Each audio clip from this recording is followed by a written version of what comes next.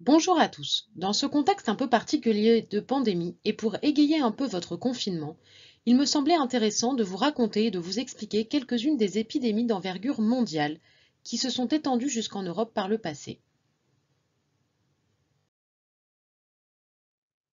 La plus connue est sans doute la peste noire du XIVe siècle. Elle est causée par une bactérie, mais ça on ne le sait pas encore, transmise par les piqûres de puces des rats qui infestent les villes et les villages à cette époque. Une fois dans le sang, la maladie provoque une forte fièvre, un affaiblissement général et l'apparition de bubons, des pustules, auxquelles elle doit son nom de peste bubonique. L'infection se généralise ensuite et le malade meurt de septicémie.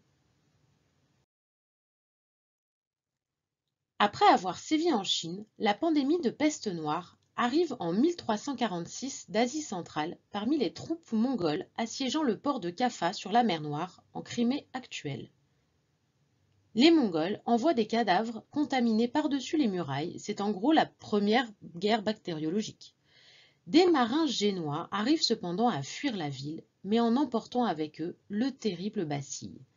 En accostant à Marseille le 1er novembre 1347, ils vont ouvrir au fléau les portes de l'Occident. La maladie se propage ensuite à l'Europe tout entière et à l'Afrique du Nord. On ne connaissait pas à l'époque l'existence des microbes. La peste est un bacille, c'est-à-dire une bactérie. Devant cet ennemi qui frappe aveuglément, la médecine s'interroge. Pense peut-être que c'est un complot. On accuse alors les Juifs d'avoir empoisonné les puits pour propager la maladie.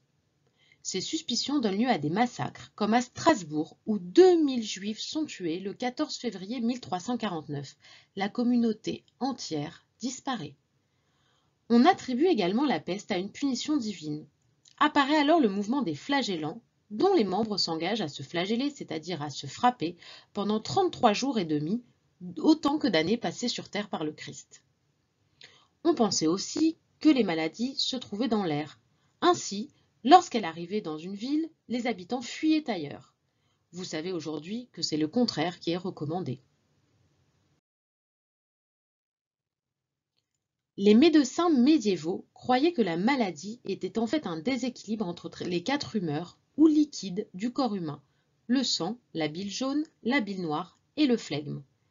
Pour rééquilibrer tout ça, ils pratiquaient la saignée et les purges avec des résultats souvent catastrophiques. Pour se protéger de l'air empoisonné, ils faisaient également brûler de l'encens dans les maisons en refusant l'idée pourtant évidente de la contagion. Ils portaient alors des masques avec un très long nez dans lequel ils plaçaient des herbes censées purifier l'air empoisonné comme la menthe ou le romarin.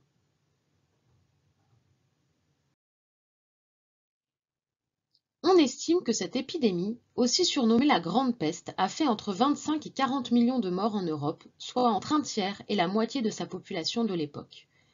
Cependant, c'est grâce à la peste que se généralisent les mesures de quarantaine, car on constate que la maladie arrive par les ports. On empêche donc les bateaux d'accoster pendant 40 jours. On confine également, déjà, les pestiférés à l'intérieur de leur maison marquée d'une croix blanche pour signaler la présence du mal. De plus, cette crise sanitaire bouleverse la société de l'époque. Les paysans, profitant de la raréfaction de la main-d'œuvre, imposent aux seigneurs et aux employeurs en général des libertés nouvelles et des augmentations de salaire. Si ces revendications s'accompagnent de graves crises sociales, le servage, lui, achève de disparaître. Petit saut dans le temps. Lorsque Christophe Colomb découvre le continent américain en 1492, il apporte sans le savoir dans ses caravelles le virus de la variole aux Indiens qui ne bénéficiaient alors d'aucune immunité, à la différence des Eurasiens plus habitués à la côtoyer.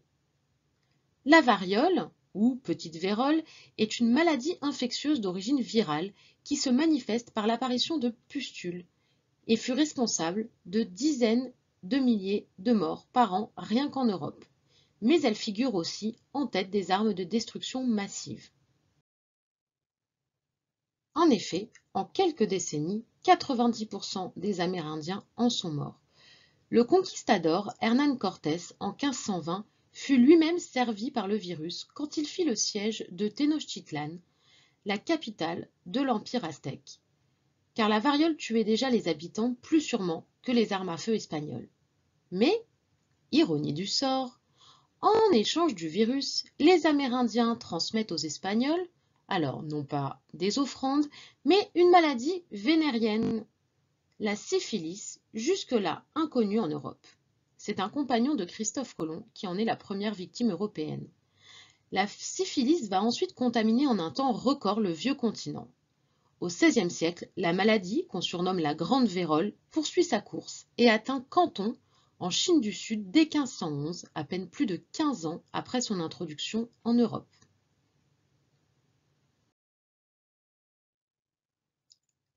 La variole a décimé la presque totalité de la population amérindienne en Amérique et fait des dizaines de milliers de morts jusqu'au XVIIIe siècle en Europe. Mais elle a également permis des avancées dans le domaine médical. En effet, on s'aperçoit dès le Moyen Âge que ceux qui ont survécu à la maladie sont définitivement immunisés. À partir du XVIIIe siècle, des médecins expérimentent alors la variolisation, c'est-à-dire qu'ils inoculent une forme plus faible du virus pour que les patients puissent le combattre et devenir ainsi résistants à la maladie. Cependant, le risque que le virus inoculé tue le patient n'est pas négligeable. Il faut attendre 1796 et la découverte du médecin anglais Edward Jenner pour résoudre cet épineux problème. Celui-ci, travaillant à la campagne, s'aperçoit que les filles et les garçons de ferme en contact avec les vaches n'attrapent jamais la variole. Il fait alors le rapprochement avec la vaccine, qu'on appelle aussi la variole des vaches, une maladie bénigne courante chez les valets qui traient les vaches et entrent en contact avec les pustules d'épis. Jenner a l'idée d'inoculer par scarification non plus du pus de la variole, mais du pus prélevé dans des pustules de vaccine, plus bénin, mais tout aussi efficace. Il prélève donc du pus sur la main d'une femme infectée par sa vache atteinte de la vaccine, ici en bleu, et l'inocule à un enfant de 8 ans, James. James contracte alors la vaccine sous la forme de quelques pustules et en guérit très vite. 3 mois plus tard, Jenner lui inocule alors la véritable variole, en rouge, et à son grand soulagement, la maladie n'a aucun effet sur l'enfant. La vaccination est née. La syphilis, quant à elle, a sévi pendant près de 5 siècles en Europe, jusqu'à la découverte de la pénicilline, c'est-à-dire des antibiotiques, dans les années 1940. Au XIXe siècle, c'est le choléra qui sévit. C'est une bactérie qui vit dans l'eau, notamment du Gange en Inde, et qui attaque les intestins, provoquant nausées, diarrhées et vomissements. L'issue est le plus souvent une mort rapide. Le XIXe siècle connaît 6 pandémies de choléra venues d'Inde. La plus importante pour l'Europe est la deuxième en 1832. Elle a suivi les grands axes de circulation commerciaux et militaires de l'époque, se propageant à partir des anciennes grandes routes continentales et des nouveaux axes maritimes issus des colonisations. Lorsqu'elle atteint l'Europe, elle fait des milliers de victimes, dont l'égyptologue Champollion, l'ancien roi de France Charles X, le philosophe Hegel et même le Premier ministre de France. Si cette épidémie fut extrêmement meurtrière, elle amorça aussi des transformations importantes dans la gestion des systèmes de soins et dans la conception des maladies.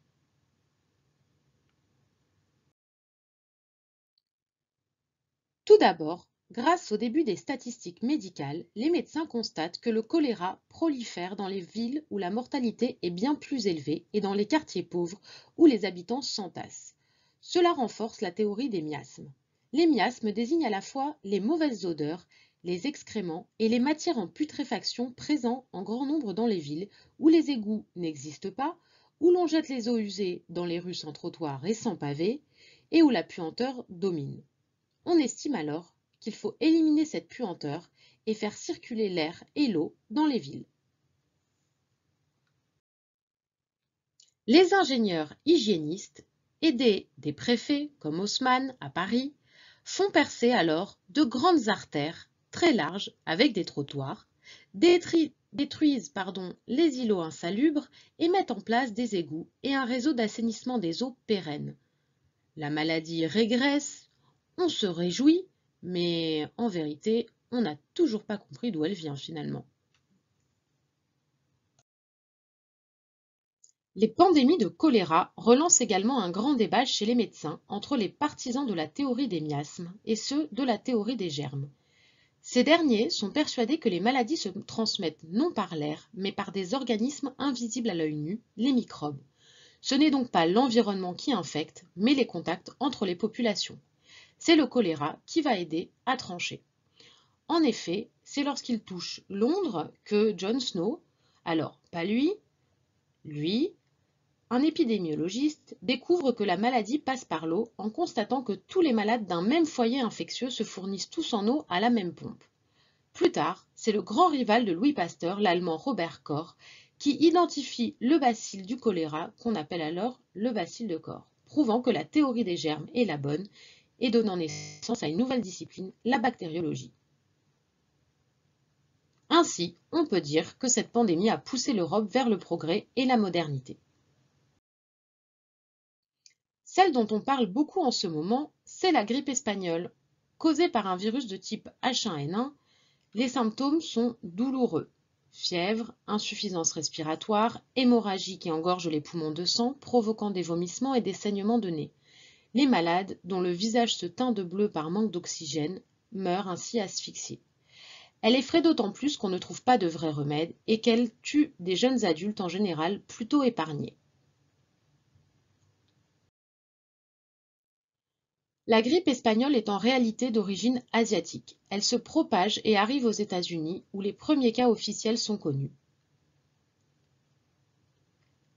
Elle traverse ensuite l'Atlantique avec les soldats venus aider la France pendant la Première Guerre mondiale. Les cas d'infection se multiplient dès lors à travers le pays.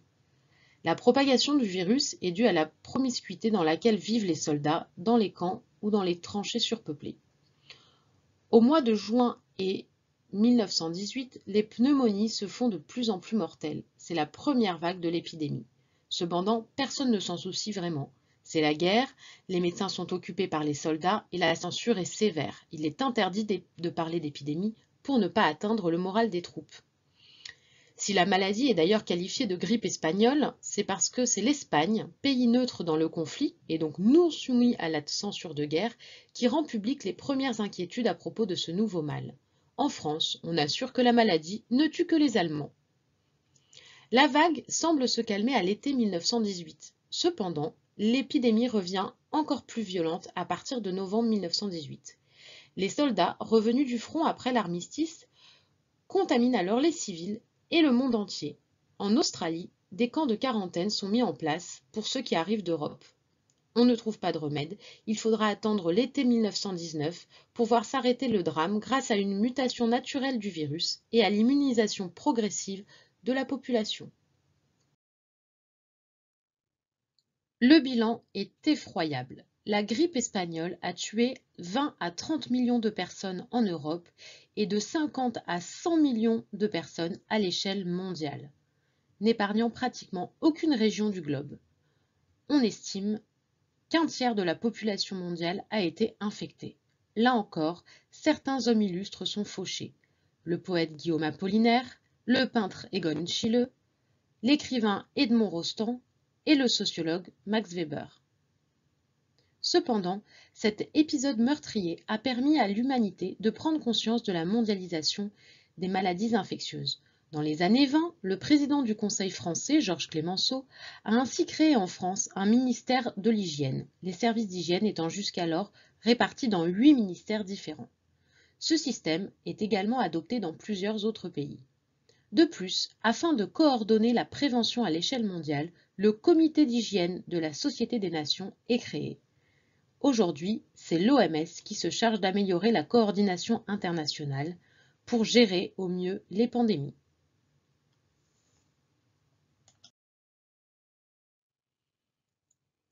Le virus de l'immunodéficience humaine, ou VIH, apparaît au grand jour en 1981 lorsque des chercheurs américains s'alertent sur des cas inhabituels de pneumocystose, une pneumonie rare présente chez les patients immunodéprimés. Une équipe de l'Institut Pasteur découvre alors un nouveau virus, le VIH. Au départ, le virus est né dans les forêts du Cameroun chez les chimpanzés. Il a sans doute muté, puis a été transmis à l'homme par la consommation de viande ou la morsure d'un singe. On suit sa trace jusqu'en République démocratique du Congo dans les années 30. Avec l'apparition du chemin de fer et l'afflux des travailleurs du monde entier, le virus se propage alors en Haïti et puis aux États-Unis. Le VIH est un rétrovirus qui colonise les cellules immunitaires et entraîne la disparition des lymphocytes nécessaires au bon fonctionnement du système. Il en résulte une sensibilité accrue aux infections et à certains cancers. Le stade le plus avancé de l'infection à VIH est le syndrome de l'immunodéficience acquise ou SIDA.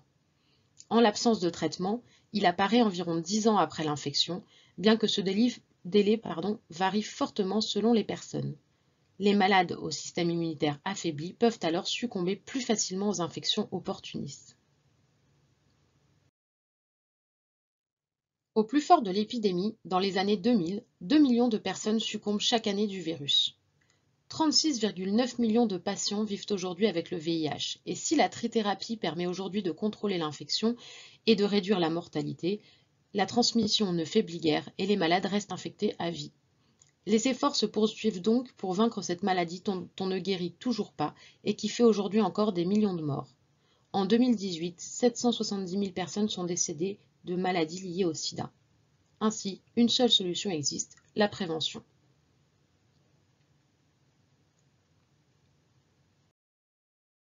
En conclusion, on peut dire que les pandémies ne datent pas d'hier, et je ne vous parle là que des plus importantes qui se sont étendues jusqu'au continent européen. Les maladies, comme les hommes, circulent de plus en plus entre les continents. Cependant, il ne faut pas oublier qu'elles ont parfois permis à l'humanité de progresser et de se surprendre de façon étonnante.